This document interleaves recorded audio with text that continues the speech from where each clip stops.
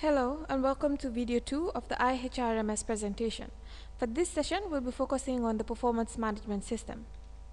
The performance management system allows institutions monitor and manage employees' performance by defining company goals and corporate objectives. These goals and objectives are then linked and appended to each hired employees.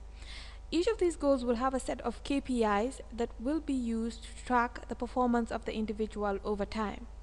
It also uses the required competency and skills that are defined for the position that the employee is hired to. The system also allows you automatically generate appraisals as well as appraisal certificates. The appraisal, of course, uses the company goals and corporate objectives defined as well as the KPIs and the competencies and skills that are defined. To see these in detail, we'll move back to IBS. To do that, we'll click on the performance system. For performance, it manages job families, corporate objectives, which are the company goals, all hired employees, as well as all trainings that the institution has undergone. To start off with the performance and the appraisals, the corporate objectives has to be defined. Now, the corporate objectives will need to be goals that the institution has to achieve over time. And we'll have the example, or we'll select the example, decreasing customer complaints. Now this is a goal and objective that the institution has defined. Now breaking it down, they'll append each of these goals to departments. Now here you have the goal, enhanced customer interaction technique, being defined for a particular department. To view the department, we'll simply click on subtask and view the department it is appended to. So for this goal, it should be carried out and is expected to be carried out by the teller department. Now once you've defined your corporate objective and divided it and broken it down into the department objective, we'll now move back and define the positions as well as the job families. The job families allows you group all related positions, and we'll click on tellers. So here you have all teller positions, and for all teller positions they're expected to have the same requirements, as in the skills, the qualification, the competencies, and the objectives. Now for each of these positions, we're saying they require these competencies: patience, a good communicator, work independently, problem solving, a team player, and stress tolerance. Of course, these are competencies that have to be defined by the institution depending on the policies. Each of these competencies are then given a value out of a 10, and the level here basically means the level of the position. Either the employee is hired to a position that's a level 1 position, level 2, or level 3. Depending on the level you are hired to, the relevant requirements will be appended to the position. This same procedure works for the required skills. You have defined the skills, they're given a value out of a 10, and they are linked to different levels. You also have the required qualifications. That is, these are the qualifications one should possess in order to be hired either to a level 3 position, a level 2 teller position, or a level 1 teller position. Now all of these competencies, the required competency, the qualifications, as well as the skill, will be appended to each position. One more thing that will be appended to the individual's position is the position objectives. So basically, for all positions that will be created by the institution, certain objectives must be met, and these objectives are of course tied into the corporate objectives, as you can see here. Now this basically means that as individuals are hired to such a position, they're expected to perform such activities. Now as they are performed, this will in fact be calculated and eventually give you the corporate objective score. This will then help you identify if your objective within that period has been met or if you failed with regards to that objective. Now that we have defined the corporate objectives, the department objectives, created our job families, and appended the position objectives, we'll also need to append the performance indicators. These indicators are what will be used to appraise the individual after a time. Basically, we're saying they're expected to have exhibited and done these actions, which is explain other services to a customer or determine compatibility of a product to a client. Of course, this depends on the position objective that you have defined. Now that we have defined all of the requirements, to see this in action, we'll move back to the employees, select an employee that is not hired to a position, and we'll select Sally Cham. If you click on individual objectives, you can see that the table is still empty. The position, they are not hired to a position.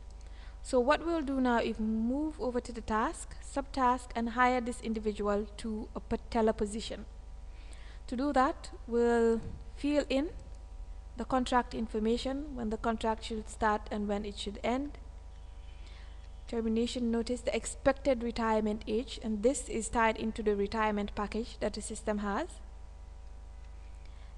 Eligible for retirement package after they've worked for 5 years, and any remarks? None for now. Click on next. Of course, this action has to be approved by a certain individual, so we'll assign a task to that individual so they can either approve the hire or not. So we'll select the individual in question and send them a note. Please evaluate credentials and approve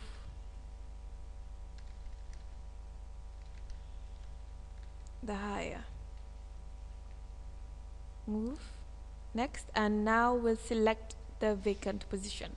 So because we're dealing with a corporate objective for a teller department, we'll select a teller position. Click on next and save the action.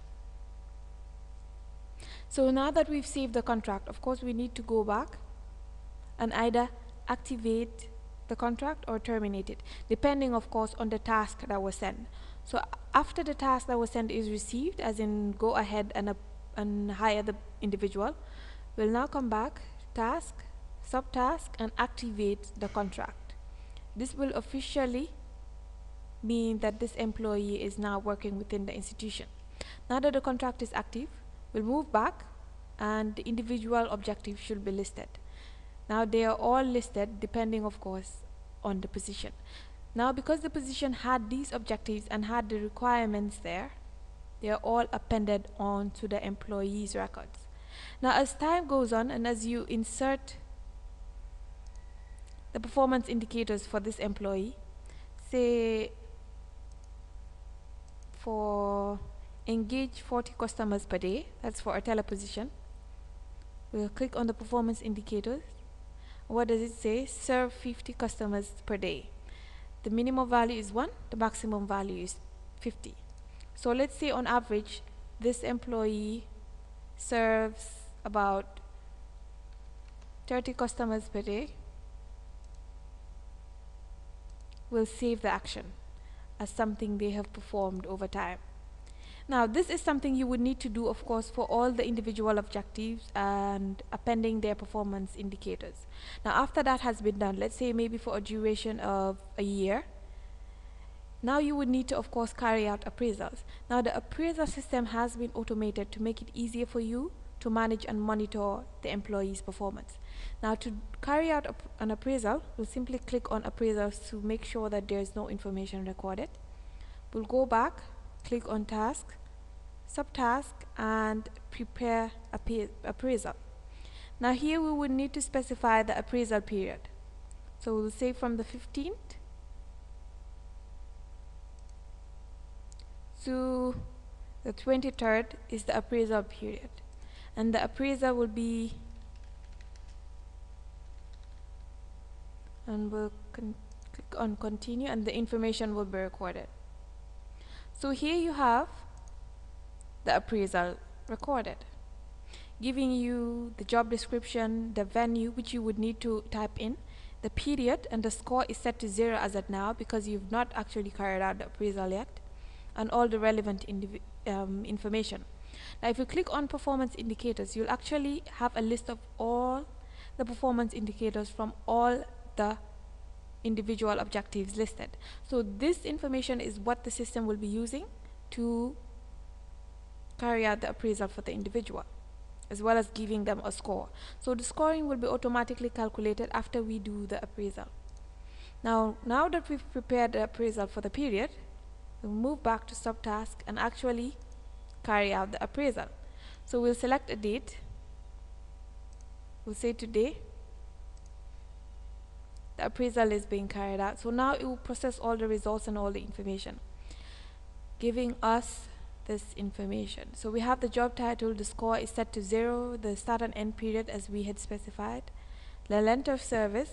If you recall, I just hired the employee, that's why the length of service is being set to 0. Now we'll simply change the venue to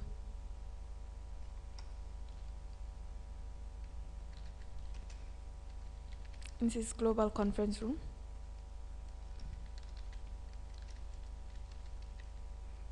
Comments.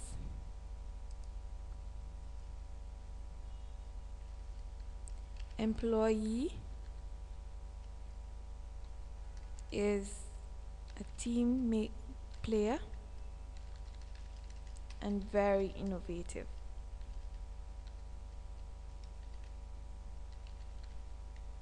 And then you'll have the unit heads comments. I'll just tap in none for now. The HR executives comments, and then we'll scroll down. Here now you'll have the values for each of the performance indicators. So you have the minimum value, the maximum value, and the value that has been, of course, inserted. Now if you recall, we inserted a value of 30 for serving 50 customers per day. That's the performance indicator, so you would have it here listed. Now we'll click on next to save this information.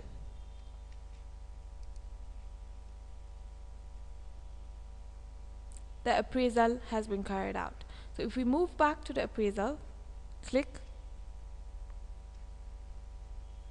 we would now need to compute the score for the appraisal.